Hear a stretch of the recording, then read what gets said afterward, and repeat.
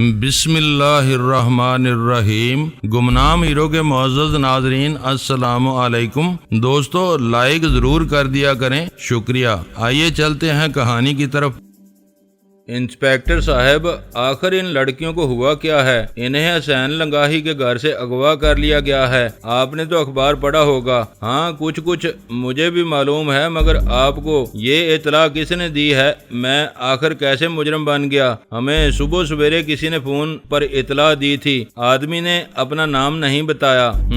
Phone پر اطلاع ملی تھی اور تم یہاں چلے آئے، بے سوچے سمجھے چلے آئے، یہ بھی نہیں دیکھا کہ یہ کوٹھی ہے کس کی۔ اتنے میں وہ سپاہی خالی ہاتھ کمرے میں واپس آ گئے۔ کیا ہوا؟ کچھ خبر ملی؟ انسپیکٹر نے انہیں گورتے ہوئے پوچھا۔ جی نہیں، ہم نے کوٹھی کا ہر حصہ دیکھ لیا ہے، گھر میں اس نوکر کے سوا کوئی اور آدمی نہیں ہے، مگر ہماری اطلاع غلط نہیں ہو سکتی ہے۔ دوسرا فون ہمیں اکبر صاحب کا ملا تھا، وہ تو جھوٹ نہیں بول سکتے ہیں۔ اکبر صاحب یہ کون ذات شریف ہیں؟ کوئی ہیں؟ آؤ منشی جی، ایک نظر مجھے بھی یہ کوٹھی دکھا دیں۔ یہ کہہ کر وہ ہیڈ کانسٹیبل کو اپنے ساتھ لے کر کمرے سے باہر نکل گیا۔ حیدر دروازے میں کھڑا تھا، وہ بھی ان کے ساتھ ہو لیا۔ اب جو میں نے حالات کا جائزہ لیا تو مجھے یہ شک گزرا کہ کہیں وہ لوگ گیراج تک نہ جا پہنچے۔ حسین لنگاہی کی گاڑی وہیں کھڑی تھی، اس کا کوئی جواز میرے پاس موجود نہیں تھا۔ کمرے اور برآمدے کے فرش پر سے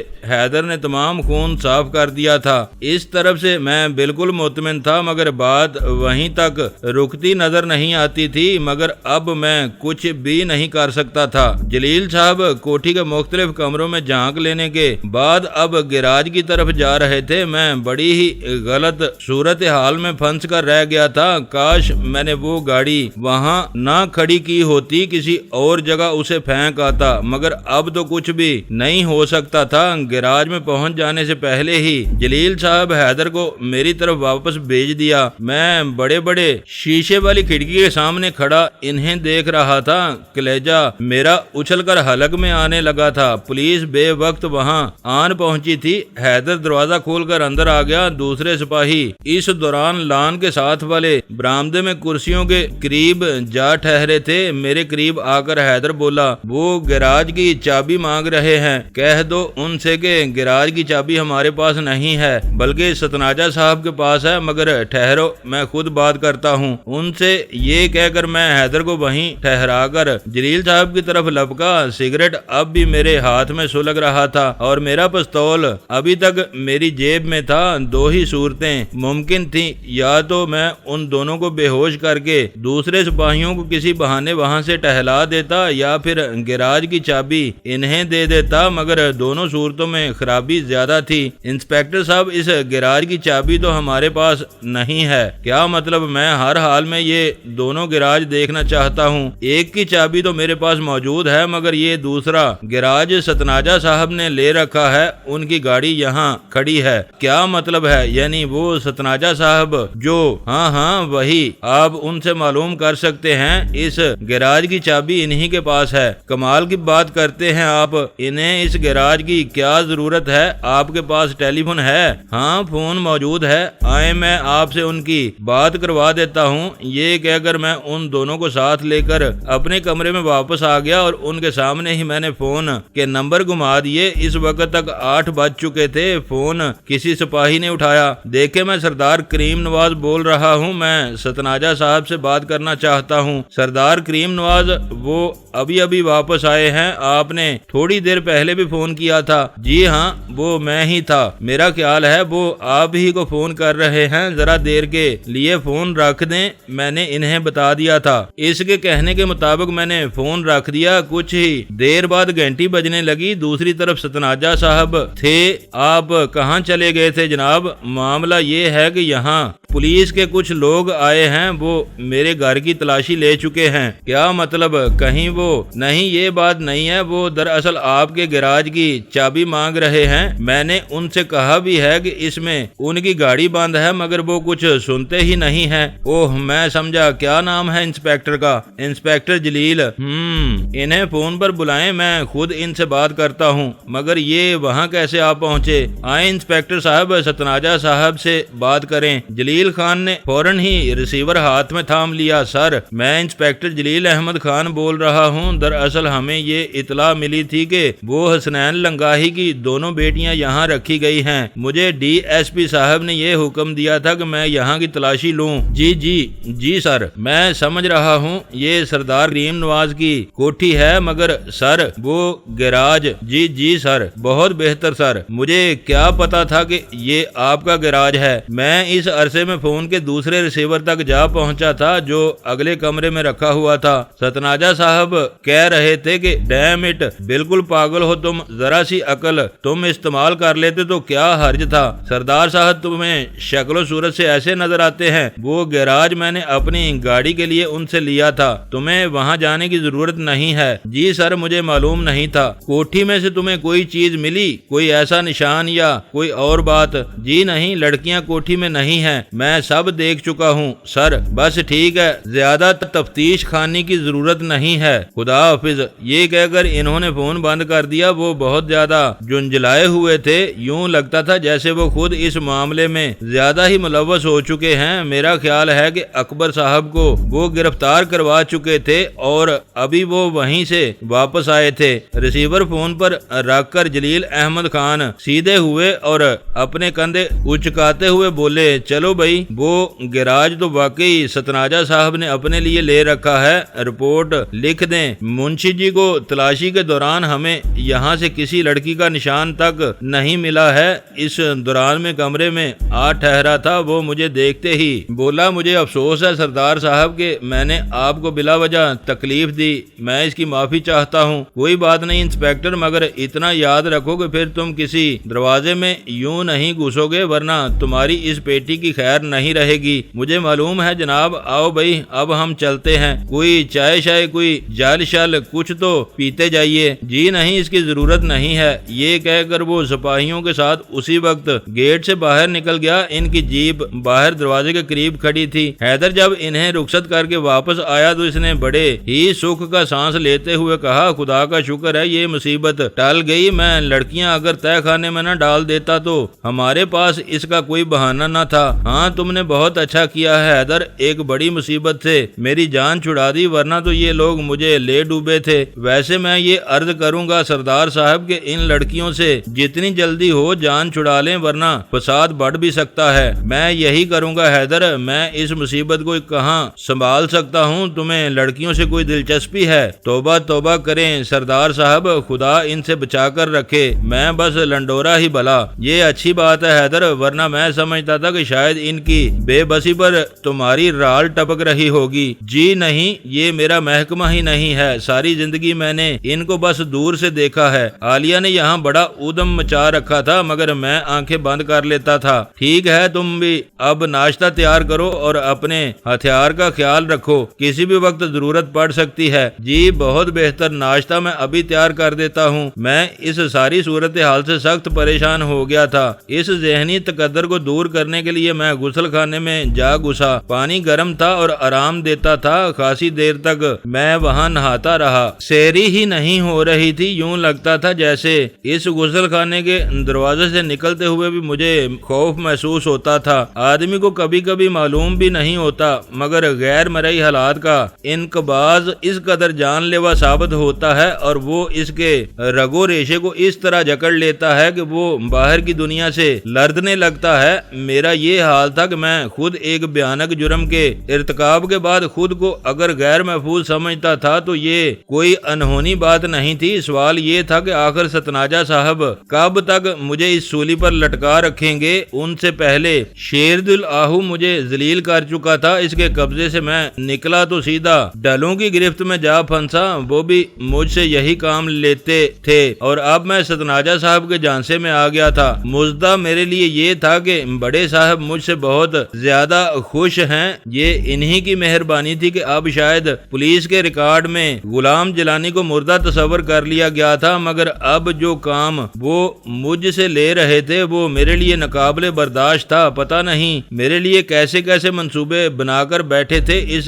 جلیل احمد کو تو میں نے جوں توں کر کے گھر سے نکال دیا تھا، مگر وہ لان میں کھڑی پنکچر گاڑی کو دیکھ رہا تھا۔ اس سے مجھے معلوم ہوتا تھا کہ اسے اطلاع کنندہ کی بات کا پورا اعتبار تھا، مگر اسے کوٹھی میں اگر اپنے مقصد میں کامیابی حاصل نہیں ہو سکی تھی۔ اس کی وجہ یہ نہیں تھی کہ میں بہت ہوشیار آدمی تھا، بلکہ اصل سبب یہ تھا کہ اسے ستناجا صاحب نے آڑے ہاتھوں لے لیا تھا اور وہ ان کا حکم ٹال نہیں سکتا تھا، اور ابھی مجھے نہیں معلوم تھا کہ اپنے دوسرے حملے میں وہ میرے خلاف کیا کچھ کرے گا۔ میری بات کا اعتبار تو اسے بالکل نہیں آیا تھا اور مجھے یقین تھا کہ وہ ایک بار پھر میری کوٹھی میں ضرور آئے گا۔ ناشتہ کرنے کے بعد میں نے لباس تبدیل کیا ہی تھا کہ ستناجا صاحب کا فون آ گیا۔ کیا حال ہے سردار صاحب؟ جی میں بالکل ٹھیک ہوں۔ دوبارہ تو نہیں آئے وہ؟ جی نہیں، اب تک تو کوئی نہیں آیا۔ میں نے مسکین خان سے بھی بات کی تھی، اب آپ کے پاس کوئی نہیں آئے گا۔ وہ لڑکیاں اب کہاں ہیں؟ میں نے انہیں گراج کے نیچے تہہ خانے میں ڈال دیا تھا۔ مگر ستناجا صاحب اس کا فائدہ کیا ہوا؟ اس آدمی کا ڈر ہے کہ نہیں؟ آج پھر اس کی بڑے صاحب سے ملاقات ہوگی۔ ان کے پاس وہ 3 بار آ چکا ہے۔ کسی ذریعے سے میں نے اس سے کہہ دیا ہے کہ میاں اپنا رویہ بدل لو تو ہم تمہارے کام آ سکتے ہیں۔ پھر کیا کہا ہے اس نے؟ اس نے ابھی کوئی جواب نہیں دیا۔ آج شام کو 4 بجے وہ پھر آئے گا، دیکھیں کیا کہتا ہے، مگر وہ بہت پریشان ہے، پاگلوں ایسی حرکتیں کر رہا ہے۔ ظاہر ہے غیرت مند آدمی ہے۔ بہرحال میں شام کو ضرور آؤں گا۔ میرا ایک آدمی آپ کی طرف آ رہا ہے، گراج میں رکھی کار اسے دے دیں تاکہ پھر کوئی پریشانی نہ ہو۔ کیا نام ہوگا اس کا؟ اسلام دین نام ہے اس کا، گاڑی آپ اسے دے دیں۔ ٹھیک ہے، میں اس کا انتظار کر رہا ہوں۔ یہ کہہ کر میں نے فون بند کر دیا۔ کچھ ہی دیر بعد میں نے آبی کے بارے میں معلوم کرنے کے لیے الماس کے گھر فون کر دیا۔ دوسری طرف سے فون آبی نے ہی اٹھایا۔ اس کی آواز سن کر مجھے نشہ سا آ گیا۔ اوئے آبی، تیرا بیڑا غرق، تو کہاں ہے پیارے؟ یہ قصہ کیا ہے آخر؟ بکواس نہ کروئے، میں خود ہر جگہ تجھے ڈھونڈ چکا ہوں، پتہ نہیں تو کس چکر میں ہے۔ میں تو یہاں ہی ہوں بھائی، دیکھ تو جس حال میں بھی ہے نا، بس وہاں سے فوراً چل دے۔ مگر کہاں؟ تو کس جگہ سے بول رہا ہے؟ کیا میں تمہارا نام لے سکتا ہوں؟ تو ابھی تک نہیں سمجھا؟ دیکھ میں سردار کریم نواز بول رہا ہوں، اور میرا کوٹھی نمبر لکھ لے۔ یہ کہہ کر میں نے اپنا گلبرگ کا پتہ اسے بتا دیا اور اپنا فون بھی اسے دے دیا۔ بس میں ابھی آیا، تیری تلاش میں تو میں کئی کنووں میں جھانک چکا ہوں، بس میں آ ہی رہا ہوں۔ یہ کہہ کر اس نے فون بند کر دیا۔ حیدر اس وقت باورچی خانے میں جا گھسا تھا۔ آپ بھی کوئی آدھا گھنٹے بعد میرے پاس آ پہنچا۔ آتے ہی مجھ سے بغل گیر ہو گیا۔ وہ خلوص سے شرابور آدمی پہلے سے کہیں زیادہ گرم جوشی کا مظاہرہ کر رہا تھا۔ تم بہت کٹھور ہو گئے ہو یار، یہ کوٹھی کس کی ہے اور تم یہاں کیسے بیٹھے ہو؟ میرا خیال ہے میں اسے پہلے بھی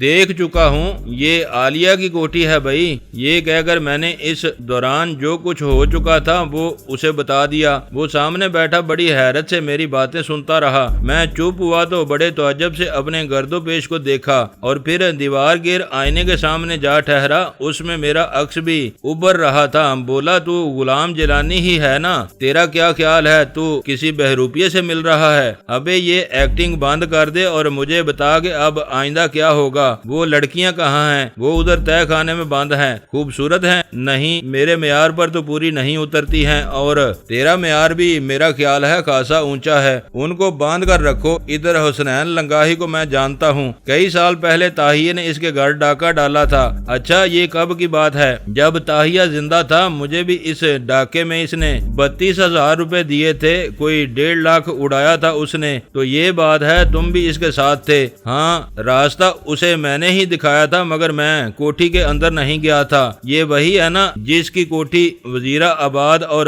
نظام آباد کے درمیان میں واقع ہے؟ ہاں ہاں، بالکل وہی ہے۔ لنگاہی نے بہت شور مچایا تھا، مگر وہ ہم تک نہیں پہنچ سکا تھا۔ بڑا امیر کبیر آدمی ہے وہ۔ ہاں، بات تو کچھ ایسی ہی ہے۔ اب کیا کہتا ہے وہ؟ آج شام کو اس سے ملاقات ہوگی۔ اچھا، یہ بتا کہ پولیس کے ریکارڈ میں بھی مر چکا ہوں کہ نہیں؟ تمہارا بھی پتہ میں نے صاف کروا دیا تھا، تمہارے جرائم بھی تو کم نہیں ہے۔ وہ تو ٹھیک ہے، مگر مجھے یقین کیسے آئے گا صرف اپنا نام بدل لینے سے کام بن جائے گا؟ ہاں، میرا تو یہی خیال ہے۔ ستناجا صاحب نے مجھے FIR کی رپورٹ دے دی تھی، وہ میں نے संभाल कर रखी है, तो फिर समझ लो कि आज से मेरा नाम क्या होना चाहिए भाई। ये बड़ी अहम बात है। तुम्हारा नाम मेरा ख्याल है तुम हसन अली गर्देजी बन जाओ, बड़ा भारी भरकम नाम है। हाँ ये ठीक रहेगा, बस तुम आज से मुझे इसी नाम से पुकारोगे। असलम अभी समझो खत्म हो चुका है। आदमी का नाम दरअसल जागीरदारों ऐसा होना चाहिए,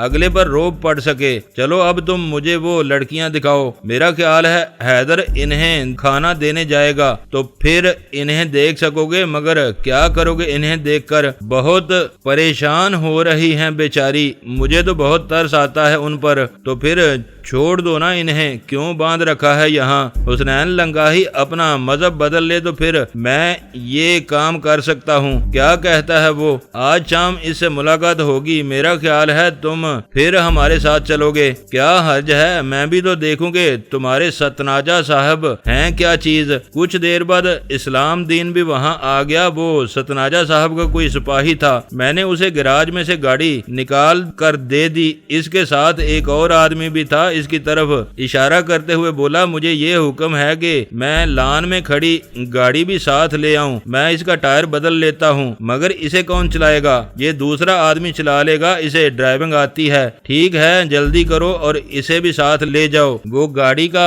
टायर उतारने लगे और हम दोनों लान में टहलने लगे। यार तुम ये बताओ इस अलमास का क्या हुआ? तुम तो इससे शादी कर रहे थे, मैंने तुम्हारी तलाश में इसके घर फोन किया था। इसने कहा परसों तुम्हारी इसके साथ शादी हो रही है। इसने मजाक किया होगा, वो फिर बहुत मसरूफ हो गई है। इसका ख्याल है शादी अक्टूबर में कर लेंगे, यानी अगले अक्टूबर को। हाँ मगर वो औरत मेरी माँ को समझ में भी नहीं आई है, वो इससे बहुत नालां है। तुम्हें आसिया के बारे कुछ पता चला? नहीं, मैं तो इसके बारे में सोच सोच कर थक गया हूँ। अब ये सतनाजा साहब मुझे इस फसाद में फंसा बैठे हैं, उन पर लानत भेजो यार जी। जिस लाइसेंस की वो बात करता है वो बिल्कुल बेकार है, हमें इतने सारे रुपए की क्या जरूरत है? बैंक में हमारे नाम जो रुपया पड़ा है वही बहुत है, इसे भी शायद इस्तेमाल करने की नौबत न आए। ये दुनिया हमारे लिए नहीं है। मेरा तो ख्याल है तुमने ये कोठी भी ख्वाह मुख्वाह ही खरीदी है,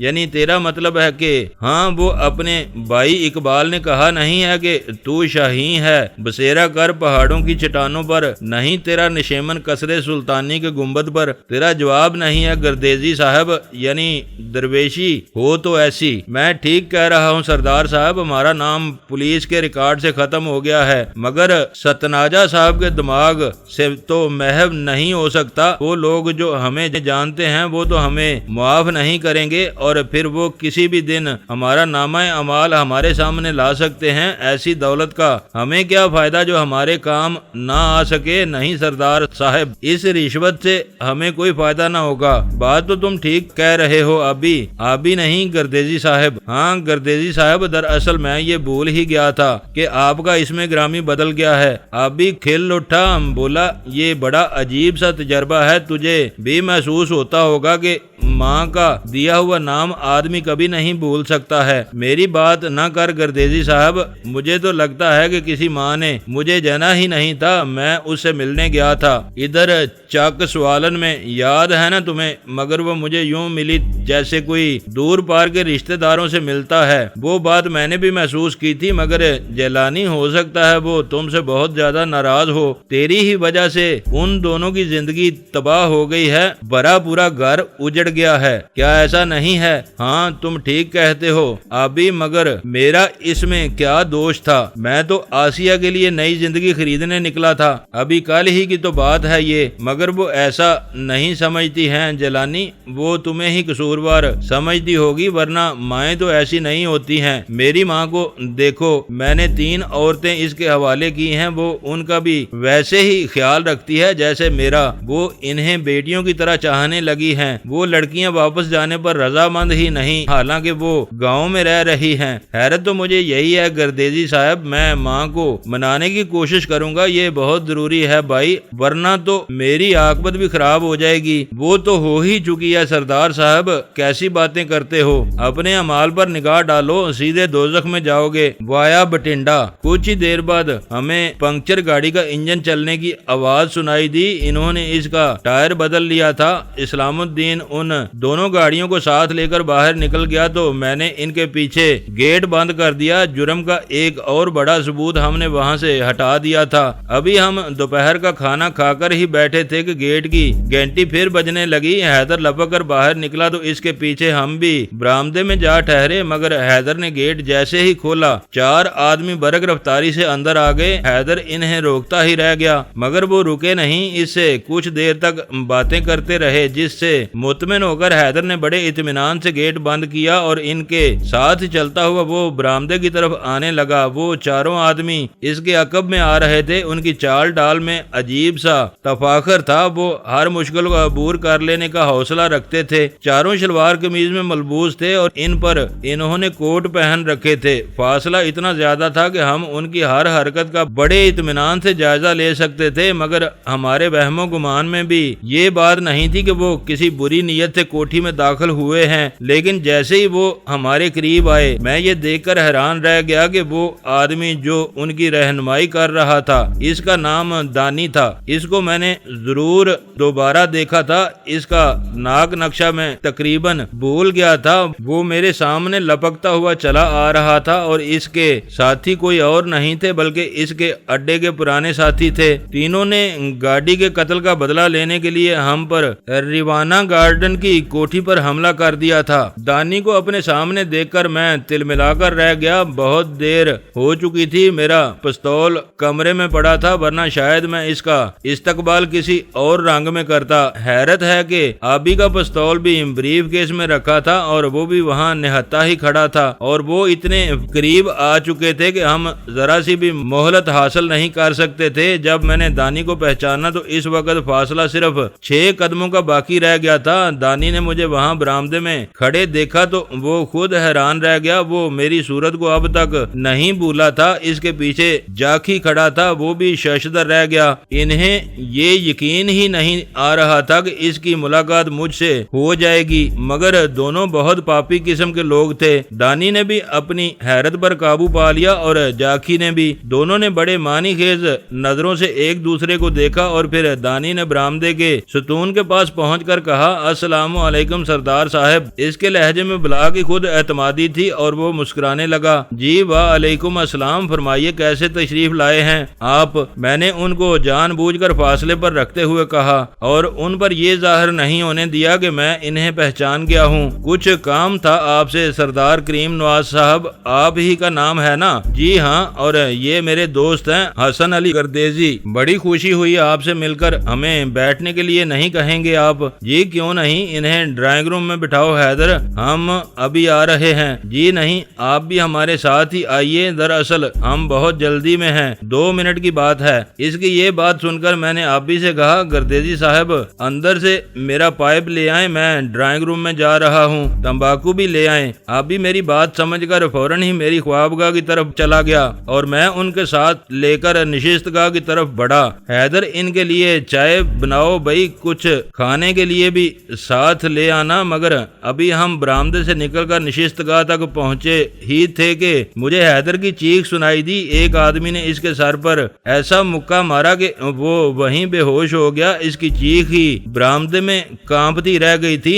جیسے ہی وہ نیچے گرا، دانی کے ساتھی نے ایک دم اپنے نیفے سے نیپالی خنجر باہر نکال لیا۔ ویسا ہی ایک خنجر دانی کے ہاتھ میں چمک رہا تھا۔ وہ اس وقت دیوار کے ساتھ ٹیک لگا کر کھڑا تھا۔ جس آدمی نے حیدر کو نیچے گرایا تھا وہ دانی کا یار جاکھی تھا۔ اس نے ہاتھ پر مکہ چڑھا رکھا تھا۔ بائیں ہاتھ میں اس نے میرے سامنے نیفے میں سے خنجر نکال لیا تھا اور اب وہ تینوں مجھے گھیر کر کھڑے تھے اور مجھے نہیں معلوم تھا کہ ان کا چوتھا ساتھی کہاں گیا ہے۔ اس کو شاید ان لوگوں نے آبی کے پیچھے بھیج دیا تھا۔ چلیں سردار صاحب، بات کمرے میں بیٹھ کر ہوگی۔ آپ بڑے عزت دار آدمی ہیں، صوفے پر بیٹھ کر بات کریں گے، بہتر ہوگا۔ میرا خیال ہے حیدر نے کوئی بدتمیزی کی ہوگی۔ میں نے اپنی حیرت پر قابو پاتے ہوئے کہا، جی ہاں، بڑی غلط حرکت کی تھی اس نے، کچھ لگتا ہے مجھے، جاکھی نے اپنے مخصوص انداز میں کہا۔ راہ چلتے مسافر مسافروں کو لوٹ لیا کرتے تھے اور دن کو براہ راست اپنے شکار پر حملہ کرتے تھے، اور انہیں معلوم تھا اس وقت وہ کس کے سامنے کھڑے ہیں۔ ان کے خنجر ان کے اندر اضطراب کا پتہ دیتے تھے۔ ابھی تک ان میں سے پستول کسی نے باہر نہیں نکالا تھا۔ میرا خیال ہے انہیں یہ معلوم تھا کہ پستول کی ضرورت نہیں پڑے گی۔ دانی نے نشست گاہ کا دروازہ کھول دیا اور مجھے دھکیلتے ہوئے وہ تینوں کمرے میں گھس گئے۔ تشریف رکھیں سردار صاحب، بات ہم زیادہ لمبی نہیں کریں گے، وقت ہمارے پاس بہت کم ہے، بیٹھیں۔ مجھے صوفے کے پاس پہنچاتے ہوئے کہا اور خود وہ تینوں صوفے کے گھسیٹ کر میرے ارد گرد بیٹھ گئے۔ آپ کا چوتھا ساتھی کہاں ہے؟ وہ بھی آ رہا ہے، دراصل وہ آپ کا پائپ لینے گیا ہے، تمباکو بھی لے آئے گا، جاکی نے خنجر کی دھار آزماتے ہوئے کہا۔ اس بدماش کو معلوم بھی تھا کہ وہ کس سے بات کر رہا ہے، مگر اس کے حوصلے کو دیکھ کر میں حیران ہو رہا تھا۔ دانی کے اب لمبے لمبے بال اگ آئے تھے۔ جب میں نے اسے دیکھا تھا تو اس نے سر پر اس طرح پھروا رکھا تھا۔ بات یہ ہے سردار صاحب کہ ان کو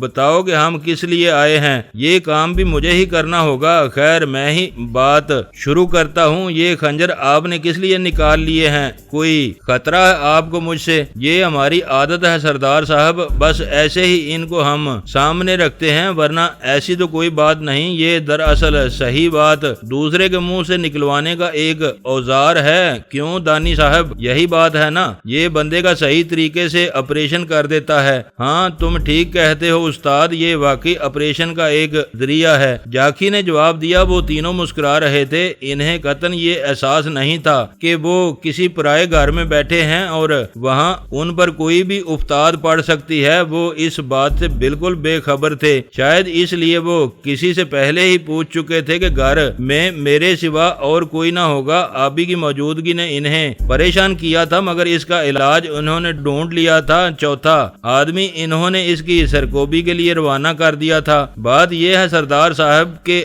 آپ حسنین لنگاہی کو جانتے ہیں نا، وہ جو وزیر آباد میں رہتے ہیں، وہ دراصل دانی صاحب کے قریبی عزیز ہیں۔ قریبی عزیز ہیں؟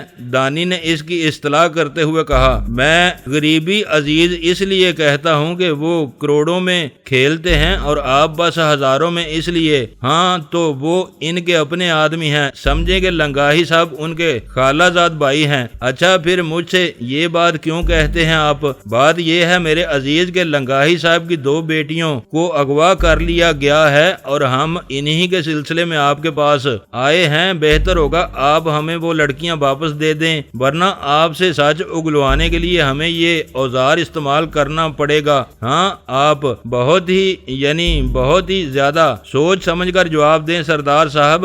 جاکی اب بھی مسکرا رہا تھا اور اس کا بات کرنے کا انداز ایسا تھا جیسے وہ میرا تمسخر اڑا رہا ہو۔ میرا خیال ہے جاکی نے بات واضح کر دی ہے، لنگاہی میرے بھائی ہیں، برادر عزیز، اور ان کی عزت میری عزت ہے۔ دانی نے میرے چہرے پر نظریں گاڑتے ہوئے کہا۔ یہ مت سوچیں سردار صاحب کہ ہم یوں ہی اندر آ گئے ہیں، آپ کا فون ہم نے کاٹ دیا ہے اور کوٹھی کے تمام دروازے بند ہیں، آپ تنہا ہیں، آپ کا دوست بے دست و پا ہو چکا ہے۔ مظلوم حسین کو ہم نے اسی لیے اس کے پیچھے بھیج دیا تھا، اس لیے جواب بہت سوچ سمجھ کر دیں۔ جاکی کے پورے اعتماد لہجے نے مجھے حیران کر دیا تھا۔ جس صوفے پر میں بیٹھا تھا اس کے عقب میں میٹل پیس پر کئی قسم کی آرائشی چیزیں رکھی تھیں، جن میں سے 2 تلوار نما خنجر بھی موجود تھے، مگر وہ اس طرح رکھے تھے کہ ایک ٹرے سے انہیں جوڑ دیا گیا تھا اور وہ ٹرے کے ساتھ ستارہ حلال کے نشان کے گرد گویا چمکتی تلواروں کا کام دے رہے تھے۔ انہیں میں اچھی طرح دیکھ چکا تھا، ان خنجروں کو چمڑے کے غلافوں میں سمیٹ دیا گیا تھا، ان کے دستوں کو بڑی آسانی سے کھینچا جا سکتا تھا۔ دوسری چیز، اسی ستارہ و ہلال کے اوپر ایک بڑی خاصی لمبی تلوار کی دھار بھی بہت تیز تھی، اس تک بھی میں بہت آسانی سے پہنچ سکتا تھا۔ میرا خیال ہے ابھی تک ان چیزوں کی طرف ان کی توجہ نہیں گئی تھی، یا پھر ہو سکتا ہے وہ سمجھ رہے ہوں کہ وہ مجھ پر وہیں بیٹھے بیٹھے غالب آ جائیں گے۔ اچھا تو آپ دانی صاحب ہیں، مگر ابھی تک آپ نے اپنا حدود اربا مجھے نہیں بتایا۔ یہ جاکی ہے اور یہ کوا کون ہے آپ کے ساتھ؟ زیادہ بک بک کی ضرورت نہیں ہے سردار جی، آپ دانی کو نہیں جانتے مگر سارا شہر جانتا ہے۔ یہ آدمی کو کھڑے کھڑے چیر دیتے ہیں، یہ تمہاری خوش قسمتی ہے کہ یہ یہاں خود موجود ہیں، ورنہ ہم تو تمہیں دوسری بات کی بھی مہلت نہ دیتے۔ ہمیں انہیں بتاؤ وہ لڑکیاں کہاں ہیں؟ مگر تم کن لڑکیوں کی بات کرتے ہو؟ میرے ساتھ تو کئی ایک رہتی ہیں۔ بکواس نہ کروئے، تم سمجھتے ہو کہ ہم تمہیں پہچان نہیں سکے ہیں؟ تم ہمارے اڈے پر بھی آ چکے ہو کسی وجہ سے۔ اس دن میں نے تمہیں چھوڑ دیا تھا مگر آج نہیں، آج معاملہ ہی کچھ اور ہے۔ غلام جلانی، مجھے ابھی اور اسی وقت وہ لڑکیاں واپس کر دے ورنہ اچھا نہیں ہوگا۔ تو تم گاڑی کے یار ہو، تمہیں پتا ہے میں نے اس کا کیا حشر کر دیا تھا، پھر بھی تم یہاں چلے آئے۔ عین اس وقت ان کا ساتھی مظلوم حسین آبی کو نیم بے ہوشی کی حالت میں کھینچتا ہوا کمرے میں گھسا۔ اس کو سنبھالو جاکی، اس بدماش نے مجھے زخمی کر دیا ہے۔ مظلوم حسین آبی کے گلے میں پھندا ڈال کر اسے فرش پر گھسیٹ رہا تھا اور اس کی اپنی حالت یہ تھی کہ اس کی کمر اور اس کی گردن لہو لہان ہو رہی تھی۔ ان کو اس حال میں دیکھتے ہی میں نے صوفہ پیچھے الٹ دیا اور ایک زبردست جھٹکے سے اس کو میں نے دانی کی طرف الٹا کر تلوار کی طرف ہاتھ بڑھایا، مگر دانی شاید سمجھ چکا تھا، وہ پہلے ہی صوفے سے اٹھ کر میری طرف لپکا۔ جیسے ہی اس نے خنجر بلند کیا، میں نے کئی ہاتھ اوپر اٹھ کر اس کے منہ پر بوٹ کی ٹھوکر لگائی۔ وہ تیورا کر پیچھے گرا۔ جاکی مظلوم حسین کی طرف جانے کی بجائے جیب سے پستول نکال کر بولا، رک جاؤ بندر کی اولاد ورنہ میں تمہیں چھید کر رکھ دوں گا۔ یہ کہتے ہوئے اس نے ایسے انداز میں گولی چلائی کہ جان بوجھ کر اس کا نشانہ خطا ہو گیا۔ دوستو ویڈیو کو لائک ضرور کر دیا کریں۔ ISI پاک آرمی زندہ باد، پاکستان پائندہ باد۔ معزز ناظرین، اپنا خیال رکھیے گا اور اپنے اس چینل کا بھی شکریہ۔